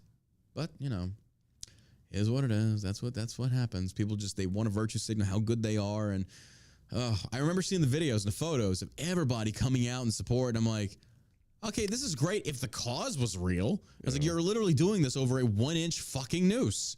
You're just like, what? Or, that Jussie Smollett, like his first hoax was he created that letter, the racist letter, and said it to himself. And said, I'm getting racist mail, hate mail. Come to find out, he caused that. He was basically cutting all the letters and gluing it. It was ridiculous. It was fucking ridiculous. Hey, but what do people do? Some serious issues. Oh, very. Because instantly, I remember watching the trial, and oh my God, you would have thought that Rosa Parks resurrected from the dead, and she was back in the form of Jussie Smollett, like his little black fist, like, still maintaining his innocence. Oh yeah, and it's like literally, like, bro, you were found fucking guilty. Even black people were like, I don't know about this one. This story ain't adding up. It ain't adding up. Like, even black, bro, even I called that shit. I was like, wait. You're saying 2 white guys were downtown Chicago at like 3 o'clock in the fucking morning with MAGA hats and nooses? That's how you get shot. Yeah. Which also goes to show, why does it sound very unrealistic for 2 white guys to be downtown Chicago at 3 a.m.? That's something that nobody... people were saying that, but they wouldn't explore into the why. Yeah. Why don't we go further into that? Why? Because if you're white in certain areas and black neighborhood, you get your ass kicked. What? You can't say that. Yes, the fuck I can. Go to South Dallas. See what happens. You're going to get called all kinds of racist shit. Oh, yeah. Yeah. Here on the John Burke Uncensored Show, we just don't hold back. We like to call it as we see it from both sides of the house. My dad, he had this is several years ago. He was dating this woman who was, she was a black lady. Mm-hmm. And we were in Miami, and they were walking down the street, and just a group of black people hurling racial slurs at him. Didn't care for it. No. That's the only time they ever encounter any sort of racism. Yeah. Is that it was from other black people who didn't care for it. It just seems by and large the liberal left. It's kind of like the whole fucking Eichmann douchebag. It's like, go see the gay movie unless you're a Trump supporter and you hate gay people. Why does anybody want to see my movie? It's like, because it's about gay shit and you fucking bashed us for years, dude. Fuck you. I know. Like, it's the same thing. It's like, oh, these racists. Like, bro, you're the ones that are being racist as fuck. We're over here just trying to exist, and you want to keep throwing this victim persecution on us nonstop. It's like, I'm sorry, but nobody gives a fuck about it. Like, deal with your shit. Ugh. That's racist. Okay. Whatever. San Francisco residents arming themselves with bats say city drug initiative making crime worse. More troublemakers settling in, one San Francisco resident says. San Francisco residents are reportedly arming themselves with bats and other protective weapons after a drug sobering center opened in the city, which some say has caused a spike in drug use as well as crime. I should be like a news person. I'm trying to say this like a news person. They're what is it from Family Guy? Trisha Takanawa here. I'm standing here. No, that was more like Monty Python. Anyway, they're letting their clients come out here and get high, go inside and get sober, then get high again. Business owner and resident Mark Sackett told ABC7. Wait, what? Now, forgive my ignorance. I have never dealt with drugs of this magnitude as far as like addicts and shit like that. Okay, they said they're letting their clients come out here and get high, go inside and get sober, and then get high again. Why? If it's a rehab place. The only reason I could see right off the bat would be you're just trying to keep clientele to keep funding, but there's no short supply of people needing to get sober out there. So I would think that your client list would be relatively long. I'm just guessing on that one. Hit that plus button on the Rumble channel, folks. Help us boost the viewership. More troublemakers settling in, feeling comfortable doing their drugs, pissing and shitting in the street, blocking the sidewalks. A man who identified himself by his first name, Gis. Hunter Biden. Oh, my God. Asked if they could fix his laptop. He told ABC7 he called what he is currently seeing a period of insanity. These are liberals. This is California. Go figure. Some residents told the outlet they are arming themselves with bats and stun guns to protect themselves from potential violence. Meanwhile, criminals have guns. So who's really at the disadvantage already? Oh, my God. Every morning, it's a roulette. When you show up at your office, there are going to be 10 people passing out in front of your building. Are they going to be violent? That was never a problem before Health Right 360 moved in. Another man identified as Bill told the outlet. If you ask me, it should be closed down. There should be other approaches to homeless and drug problem we are all facing, he added. The drug sobering center, Soma Rise, opened in June with the support of Democratic Mayor London Breed. The mayor's office said in a press statement at the time that the facility would act as a safe indoor space for people who are intoxicated with opioids, methamphetamines, or other substances to come in off the streets, rest, and stabilize. So it's not a rehab facility. It's just where these high fucks go to fucking, oh my God. I didn't even, my hand to God, I did not even know such a place existed. They really, like, liberals, you really did this. You created a building. It's like, hey, if you're high on methamphetamines, opioids, hair, whatever, come in here and be together. Like, what the, okay, wait. Put video cameras, subscription service, I would watch it, hands down, 10 out of 10. I don't think so. It sounds like a place that would, I don't know, harbor abuse? Yes, 100%, but it's homeless people and like druggies. Yeah. Like, yeah, let them fight each other. That's fun. I'm down with that. I mean, I don't know. That sounds dangerous. Oh, absolutely. I wouldn't want to work there. Sounds but like every case of hepatitis B. It's just like there's no leaving. Once you're there, and we'll just throw them meat randomly throughout the day. Just throw them stuff to live off of and then watch them fight. And then nonstop supply of drugs. Absolutely. I would watch that. Huh. They don't give a fuck. They're already doing it. What do they care? You're a heroin addict. Here's more. No, I'm kidding. There's one Instagram account. I can't remember what it's called, but they go around and do street interviews of these homeless people. I think they do it in Arizona. And man, the before and after pictures. Of these people who get on drugs. I was about to say, how much of that homelessness is attributed to drug use? It's so sad. I mean, their whole face and demeanor and everything changes. It's like there's this one girl, just a beautiful young girl, and then within a year of drug use, meth. Oh God, she looks like a 60-year-old woman who's just lived on the street her entire life. Such a fucking bum fights. I remember bum fights. Remember bum fights? Yeah. Oh my God. They literally take crack rocks and plastic baggies and throw it in pools and they have to go swim for it. And they gave it to black people because they thought it was funny. I remember bum fights. I'm not gonna lie. A lot of it was fucking funny. Like this is like looking at something like that. It's like, no, I get why Rome fell. We're a few years away. And then now what do we have? Children at drag shows and genital mutilation for children. It's like we're there. We're getting there. Pretty close. Barbarians are coming. But no, seeing bum fights was just some of the stupidest You're talking about like one-toothed motherfuckers throwing down with others over, a thing of like heroin. It just, oh my God. I think those dudes made a lot of money too. I think whoever produced that made a lot of fucking money.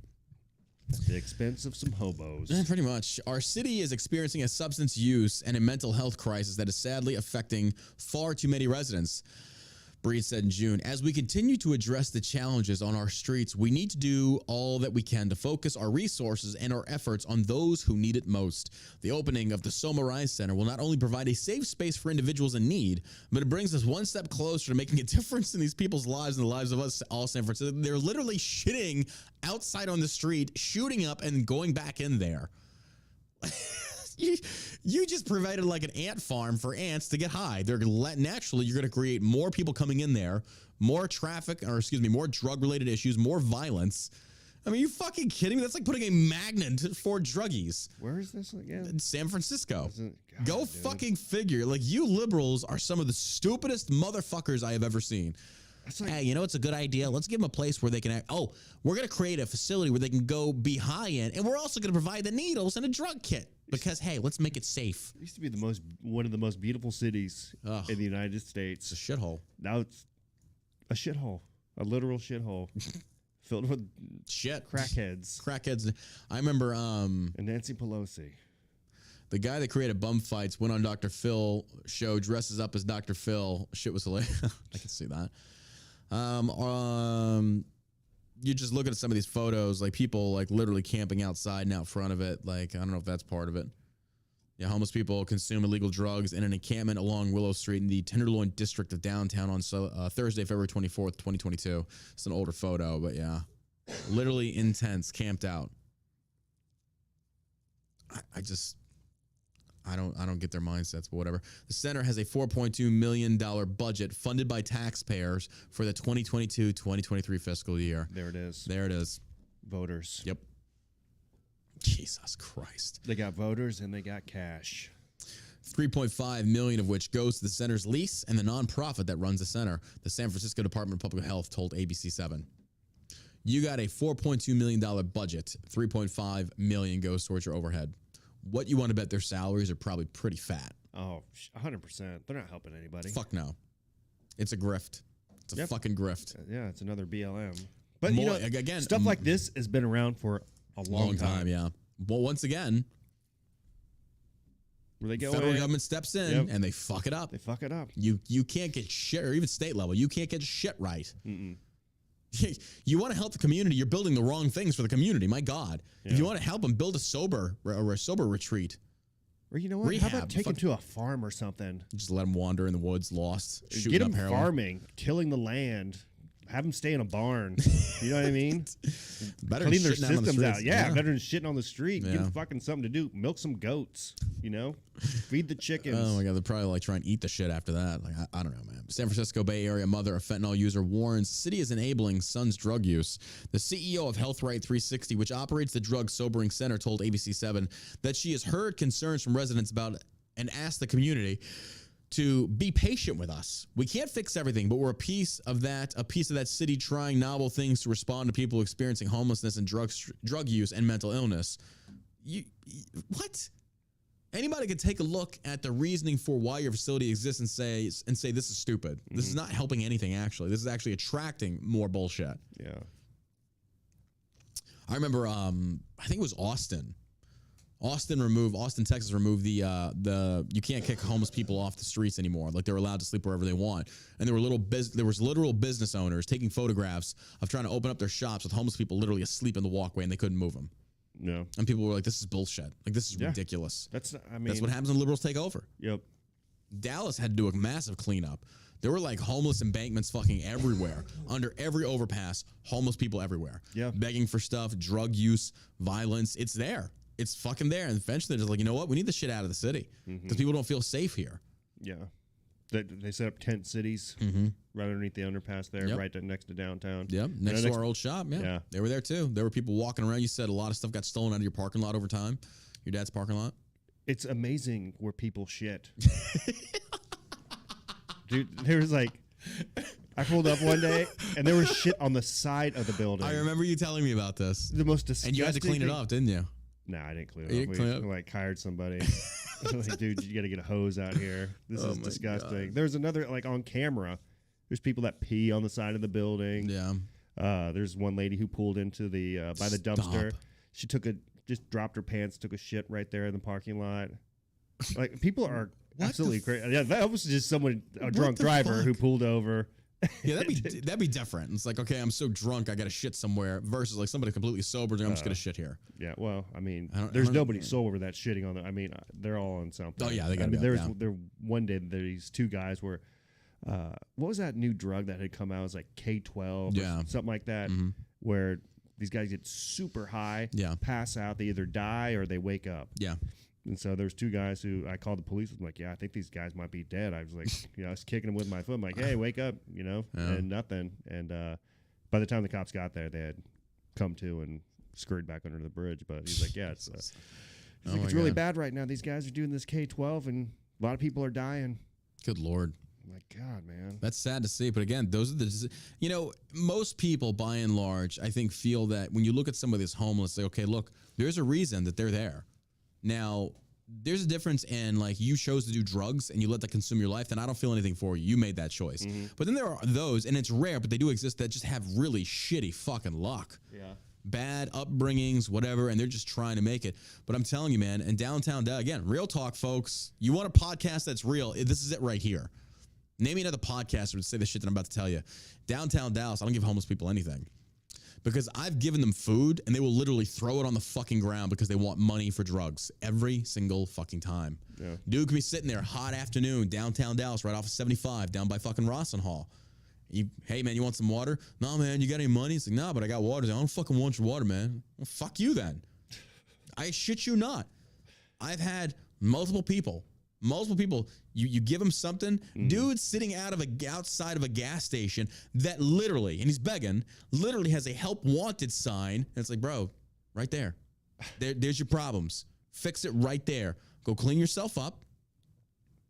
Put on some fresh clothes, go to a homeless shelter, then go back there and say, I want to work. I want to work. And now you get some money coming in.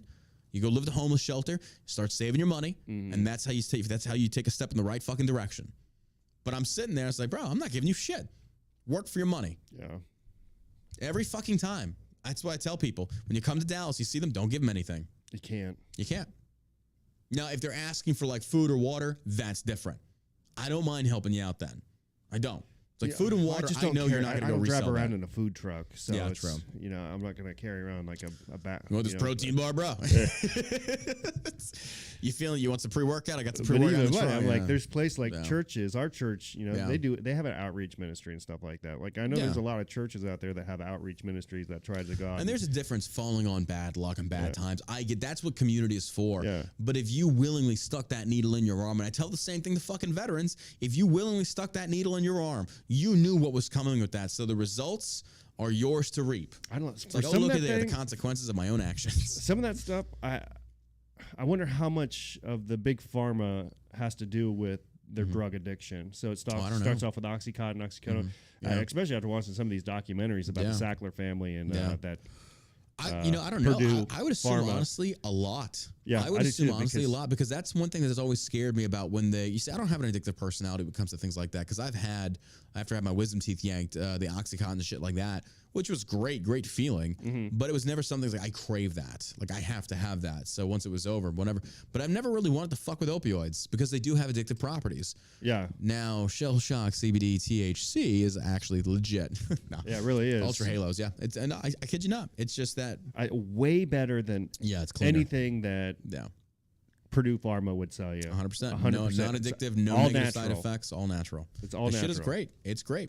But it's because you can't afford to keep buying those pills. No. Like those pill farms. But it does, when they have those addictive personalities, you start with the pills, then eventually you start upgrading. Yeah, well, you got to get something have that addictiveness to it. Heroin is cheaper than those pills, right? And it's basically the same feeling. I would assume so, yeah. So I've heard. Yeah. So if you can't afford, I take that back. I don't know, because there are a lot of pills on the streets too. But I think they're like pharmaceutical pills. Oh, yeah. I just don't know the cost of them. So when you made the comparison between pills and heroin, I don't know. I want to say like upwards of $20 a pill. Damn. That's right. I'd want to say that's probably where it starts. And then I think probably it's cheaper to buy just crack Yeah, I mean, that's the whole reason cocaine got invented, or crack got invented. And last, but most certainly not least, Jeff Bezos becomes latest executive to warn about looming U.S. recession. Real quick before we started, I was talking to Josh before the show. When we had Tipsy's Woodworking that was open, we were making the tankards. You'll remember that. We were at the Texas Renaissance Festival. We had a booth there for 1 year, and we did good. It's just that our, at the time, CFO was a fucking moron, and we were literally giving money away. I didn't realize, man, when I say you and I have learned a lot in business, we've learned a lot in business as far as like when it comes to your overheads, cost of labor, cost of goods, cost of all that shit. Yeah. And then we sat there and we broke it down. I was like, dude, we're actually losing money going to this. Starting 3 businesses at one time. Yeah. We were on fire, but we were just kind of like, yeah. Shell Shock blew up so fast. It was kind of like we still wanted to do the Tipsy's Woodworking, Tipsy's Shaving. We just didn't have enough people to dedicate to all these things, and our overhead was astronomical. Yeah. Shell Shock was keeping everything afloat. It's like a business cannot operate for a long period of time with another business keeping it afloat. Eventually, you've got to pull the plug and just let it go. Yeah. So, and it hurt. Like, I fucking love those tankards. I loved woodworking. It was a great thing. Just couldn't make it work. But anyway, we were out at the Texas Renaissance Festival, and if you came by and you saw our booth and you said hi to me and stuff like that, there was a dude right across the way, and he owns a company called Brigadoon Brewery. I don't know if he listens to the podcast or not. I talked to him this morning, and he makes a drink called the Snake Bite, and it's fucking delicious. And I think it's almost like 14% alcohol. It is a strong-ass drink, and it'll get you fucked up. But anyway, the year that we were there, you know, he's ex-Army Ranger, so we instantly hit it off. Good dude, solid motherfucker, really good guy. And, you know, he gave me some insight on what it was like working at the fairs. And he said they could make really good money. And then there's other times during that year, that's when COVID was kind of flattening out a little bit. So the fair was being run at 50% capacity.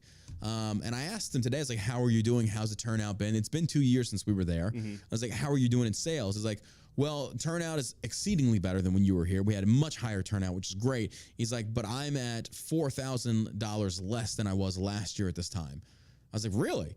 He's like, yeah. I was like, you got a higher turnout. And he's like, yeah, but we're also dealing with inflation. I've gotten hit about 35%. I was like, what?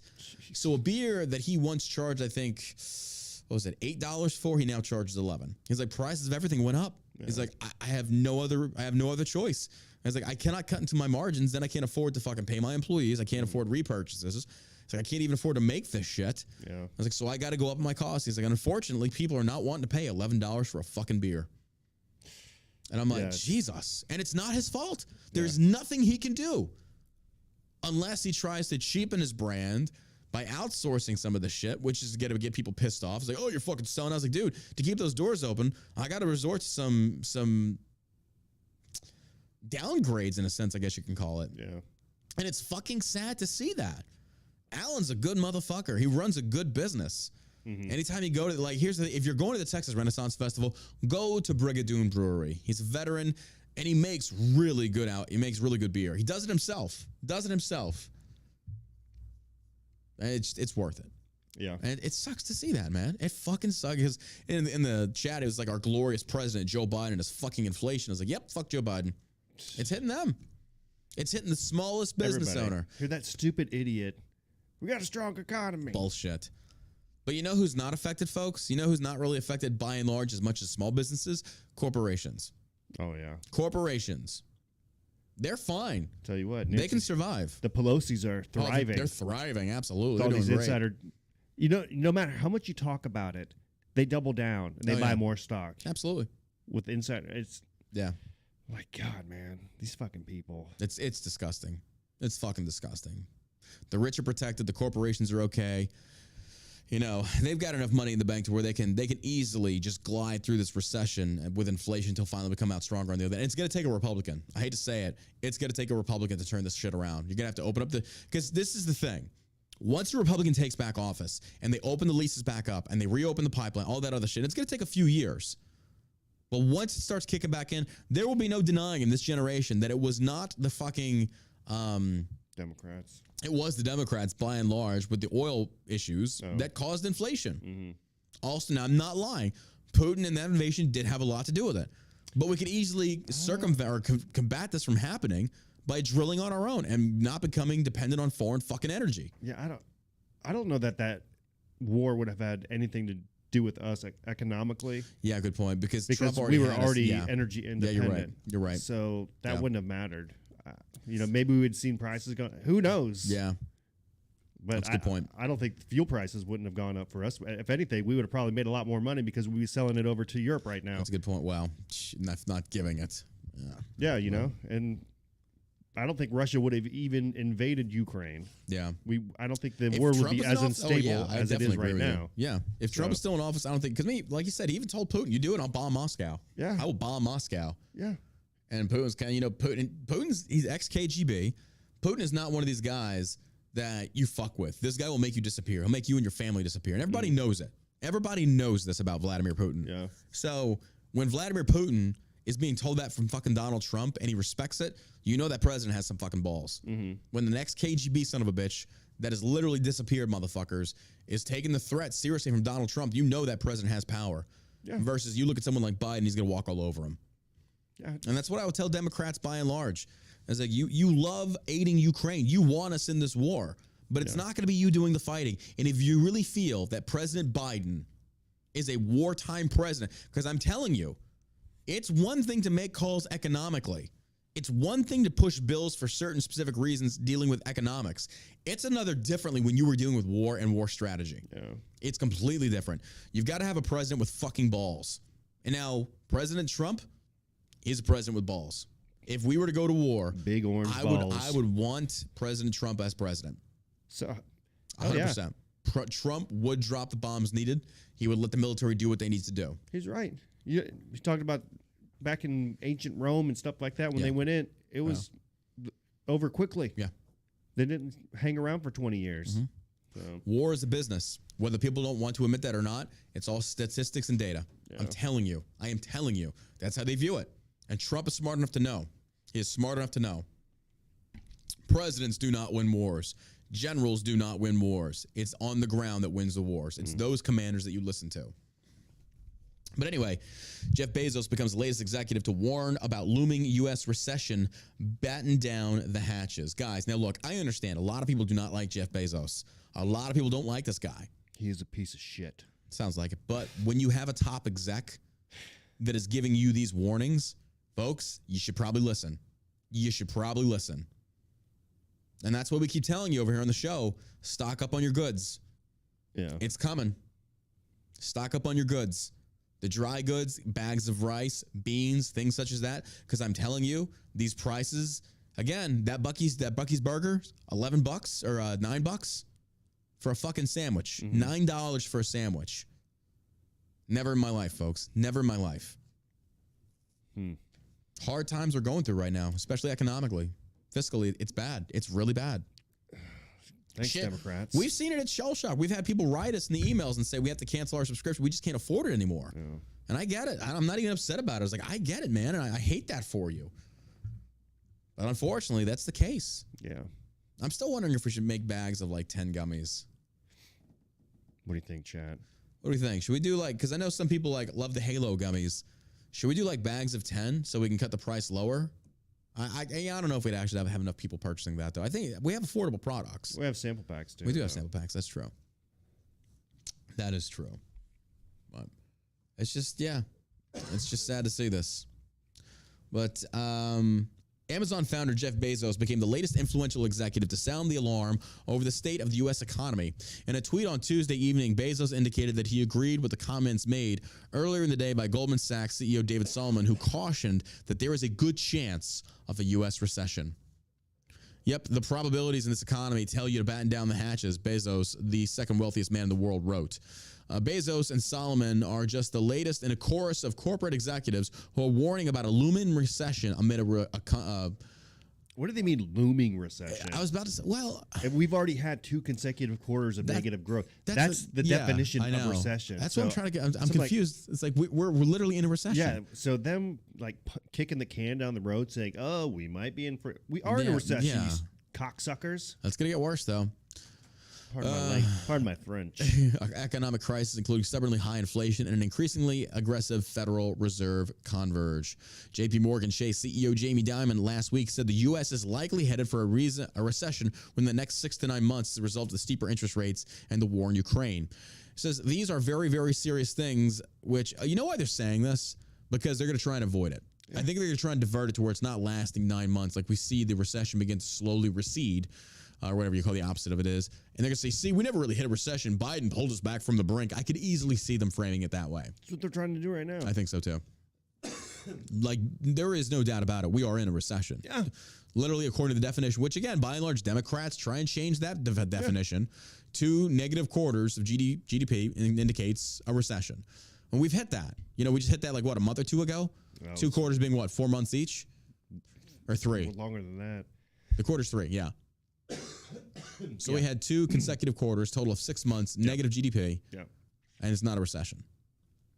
So my question to them then is, when is it technically a recession? Yeah. Does that to be like an entire year? I don't need to ask them when a recession. We are in a recession. Yeah. They're not feeling it. They gave themselves raises. Yeah. They go on vacation. Oh, they're fine. They're fine. They're not worried where the next cheeseburger's coming from. They don't care. No, like, not at all. They're fine. It's everybody else who makes this country move are the ones that are feeling the effects of it. Like the Brigadoon Brewery guy. Yeah. Like, ask him if we're in a recession. Uh-huh.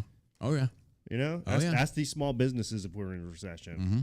Or the people that got to fill up their gas tanks with this expensive gasoline. Jesus. Ask them, are we in a recession, or when you go to the grocery store and everything's super? Bro, it's nuts. The prices are super I'm high. looking at these prices. It's just like, how can common everyday Democrats look at this and say, oh, Biden's a good president? Like, how can you look at these gas prices and sit there and feel like you were justified in how you voted? And it's like, I would feel cheated. Yeah. Like, if I put myself in the shoes of a liberal, a Democrat by and large, and I'm looking at what Joe Biden has done, and I'm looking at gas prices, I'm looking at grocery prices, I'm looking at produce, all this stuff, I'm like, yeah, this guy's a fucking fraud. Yeah. Our leadership is horrible. I don't get how anybody can have any faith in this administration or the DNC by and large anymore. But all these provocateurs on the left, like this Brooklyn Dad Defiant, all these stupid mouthpieces, bro, I hope they come for your head. I hope fellow Democrats come and hunt you down because you deserve it. You led these lambs to slaughter. You led us into this recession. You are the causation. You are the reason. You simped for this piece of shit. Yeah. Who said things like he didn't want his kids growing up around jungle bunnies or in jungles or shit like that. Openly fucking racist. And then you sit there and you let the likes of Ralph Northam, Blackface 2.0, Justin Trudeau, Cucker the North, and you let that shit slide.